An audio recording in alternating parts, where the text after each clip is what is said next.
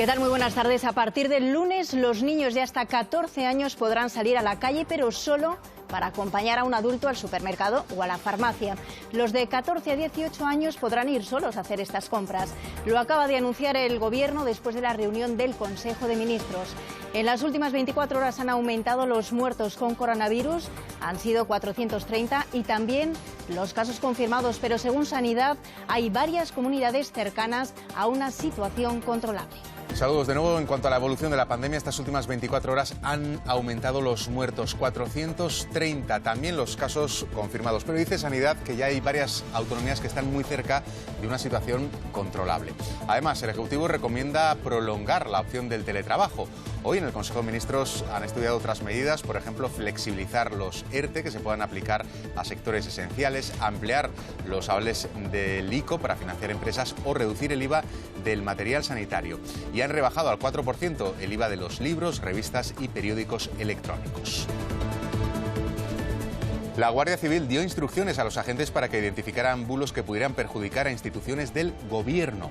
El general Santiago Segura asegura que quería decir del Estado. Añade que su intención es perseguir informaciones falsas y no la crítica política. La oposición acusa al Ejecutivo de censura.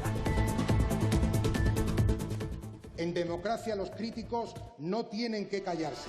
Si quieren unidad, no cambien mordazas por mascarillas, no cambien mordazas por test, no cambien mordazas por los familiares muertos. La policía y la Guardia Civil son las instituciones más valoradas. ¿Quién va a osar intentar instrumentalizar? Desde luego yo las conozco bastante bien. Hoy conoceremos el precio máximo fijado por el Gobierno para las mascarillas, los guantes y los geles desinfectantes. Los colegios profesionales y sindicatos piden pruebas para el personal sanitario que ha utilizado mascarillas defectuosas.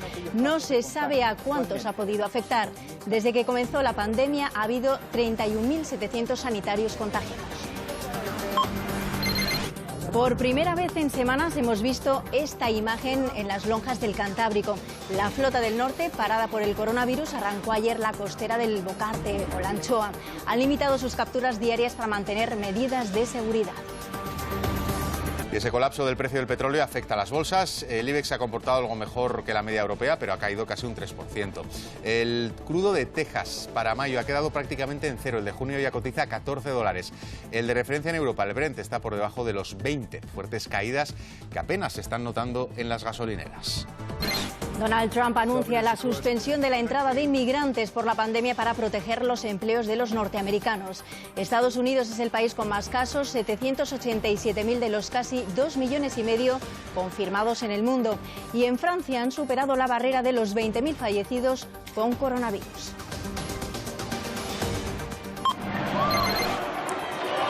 Este año no habrá Sanfermines en julio por la pandemia. Todos los grupos municipales de Pamplona han estado de acuerdo y la decisión la han anunciado con una campaña en redes sociales en la que animan a mantener la ilusión.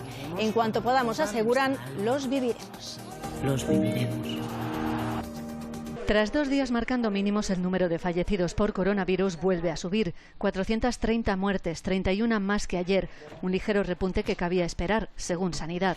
Los datos del fin de semana se suelen corregir habitualmente el martes y este incremento supone un 2% más respecto a lo observado el día anterior. Los nuevos positivos por COVID-19 también han aumentado, casi 4.000 personas desde ayer, pero el ritmo de contagio sigue la tendencia de los últimos días.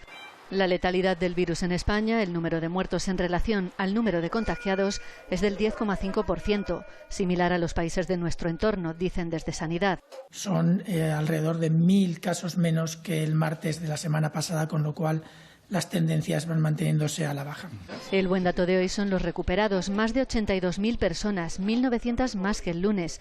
Las comunidades con más casos de coronavirus siguen siendo Madrid, Cataluña, Castilla-La Mancha y Castilla-León. Las de menor incidencia, Murcia, Ceuta y Melilla. Por esas diferencias, la vuelta a la normalidad podría hacerse a distinto ritmo, según cada territorio. Nos irán proponiendo medidas que nos vayan llevando despacito, pero sólidamente hacia la normalidad. En todo caso, dice Sanidad, las medidas de la desescalada deberán ser las mismas para toda España. El estudio serológico que prepara el Gobierno alcanzará a 90.000 ciudadanos. Según ha podido confirmar Televisión Española, participarán 24 hogares de cada una de las 1.500 secciones censales en las que se divide España. La selección se hace en función de las bases de datos del INE y será un proceso voluntario. Su puesta en marcha estaba prevista para la semana pasada. Sé que ha habido algún retraso para garantizar este proceso de coordinación y la última información que tengo es que en los próximos días se iniciarán las actividades. Según el calendario que maneja el Ejecutivo, el domingo se hará un piloto y el lunes empezará la primera ronda de las 3 en las que se divide este macroestudio. En total, 8 semanas de análisis hasta mediados de junio. Lo coordinará el Instituto de Salud Carlos III y se combinarán encuestas y 2 tipos de test, rápidos y de medición de anticuerpos en suero. Finalmente no será el Ejército o los propios técnicos del Ministerio quienes realicen estas pruebas, sino los sanitarios de los centros de salud dependientes de las comunidades. Las instrucciones no han llegado todavía a los centros de salud. Lo que sí sería muy importante desde mi punto de vista es tener resultados con cierta inmediatez. Resultados que influirán en la desescalada de medidas. El Gobierno irá analizando conclusiones parciales. Todo para conocer el impacto real de este virus. Las empresas que puedan deberán permitir que sus empleados trabajen desde casa durante más tiempo. Si ya era prioritario teletrabajar hasta un mes después del final del estado de alarma, ahora el plazo se prorroga otros 2 meses. Para las compañías en apuros se flexibilizan los expedientes de regulación temporal de empleo para que se acojan a ellos empresas de sectores esenciales que han sufrido caídas de ingresos. Podrán suspender el empleo aparte de la plantilla de forma más ágil. Y si alguien en cualquier sector fue despedido durante el periodo de prueba, tendrá derecho a una prestación por desempleo. Cambios también a la hora de pagar impuestos. Los autónomos podrán tributar por estimación directa y no por módulos. En la práctica eso supone que pagarán según lo facturado, con una foto más real de su caída de actividad. También las pymes podrán pagar el impuesto de sociedades en función de sus beneficios de este año. Y para quien lo necesite, los créditos del ICO avalados por el Estado se extienden un poco más, hasta final de año. Y entre las medidas de hoy, una más. Se aplicará un IVA del 0% a las compras de material sanitario que hagan entidades públicas y hospitales, tanto dentro de España como en la Unión Europea. Objetivo, facilitar y abaratar suministros desde ahora hasta finales de julio. La intención de Donald Trump de comprar reservas de petróleo para frenar este hundimiento no ha evitado el colapso en el mercado de oro negro. Las bolsas europeas se resienten hoy y pierden cerca del 3%. Y las primas de riesgo Estela García también suben.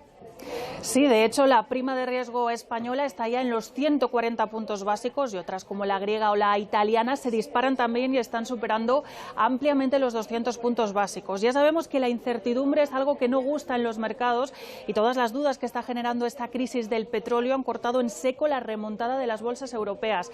El IBEX 35 en estos momentos está perdiendo más de un 2% y a pesar de que no es una de las bolsas más afectadas, muchas empresas españolas sí que están acusando esta situación. Es el caso, por ejemplo, de la petrolera Repsol, que está perdiendo más de un 5%, de las exportadoras o de los bancos.